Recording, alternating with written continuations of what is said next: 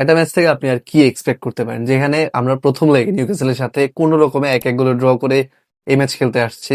তারপরে ফার্স্ট হাফে আমরা এমন খেলা খেলছি, মনে হয়েছে যে না ভাই, আমরা তো ম্যাচ জিততে আসি না, আমরা হচ্ছে ম্যাচকে কঠিন করে একটা টাফ একটা ম্যাচ বানাবো, তারপর হচ্ছে আমরা একদম এক্সট্রা টাইমে যাবো, অথবা ইভেন পেনাল্টি শুট আউটে আমরা যেতে পারি ম্যাচের রেজাল্ট বের করার জন্য। বাট সেকেন্ড হাফে আই ডোন্ট নো, হানসিবলি কোনো একটা মন্ত্র তো শিখিয়ে দিছে আমাদের প্লেয়ারদেরকে, এন্ড সেকেন্ড হাফে পুরো ম্যাচের দৃশ্যপটই পাল্টে গেছে।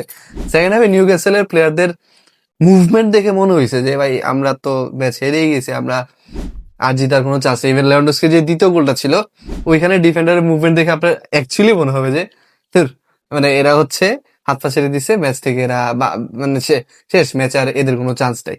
সো ইয়েস, ম্যাচটা আমাদের জন্য, ম্যাচের রেজাল্ট আমাদের জন্য একদমই আনএক্সপেক্টেড ছিল। আই নো যে ম্যাক্সিমাম বার্সা ফ্যান বলেন অথবা নিউট্রাল ফ্যান বলেন, সবাই এটা এক্সপেক্ট করছিল যে হয়তো বার্সেলোনা নিউক্যাসলের সাথে ম্যাচটা হারবে না, বিকজ ক্যাম্প নুতে খেলা, এই সিজনে ক্যাম্প নুতে আমরা যথেষ্ট একটা ভালো ফর্ম শো করছি। অ্যান্ড ইয়েস, এটা এরকম একটা উইন এক্সপেক্টেড ছিল, বাট রেজাল্টটা অনেক বেশি আনএক্সপেক্টেড ছিল।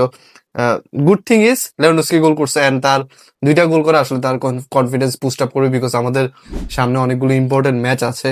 তারপরে লামিন গোল করলো পেনাল্টি থেকে, রাফিনহা গোল করলো, ফার্মিন লোপেজ গোল করলো, অ্যান্ড মার্ক বার্নালে ওই স্ট্রাইকার ইনস্টিংটা আমরা আবার দেখলাম, সেট পিস থেকে সে একটা গোল পাইলো। অ্যান্ড যেটা আসলে একটু কনসার্নিং সেটা হচ্ছে এরিক গার্সিয়ার ইনজুরিতে পড়াটা। এক্সপেক্টেড ছিল যে সে স্টার্ট করবে, বাট 22 মিনিটের পরে সে আসলে ইনজুর্ড হয়ে মাঠ ছাড়ে। অ্যান্ড জোয়ান গার্সিয়া সেকেন্ড হাফে ইনজুর্ড হয়ে মাঠ ছাড়ে। এখন তাদের ইনজুরিটা যেন খুব বেশি সিরিয়াস না হয়, এটাই হচ্ছে আমাদের এক্সপেকটেশন। অ্যান্ড হোপফুলি আমরা কোয়ার্টার ফাইনালে অ্যাথলেটিকো মাদ্রিদকে পাবো অ্যাজ এ অপোনেন্ট। সো যেহেতু আমাদের ম্যাচটা ভালো ছিল, সো আমরা এক্সপেক্ট করতেই পারি যে ওই ম্যাচে আমরা একটা ভালো কনফিডেন্স নিয়ে মাঠে নামতে পারবো।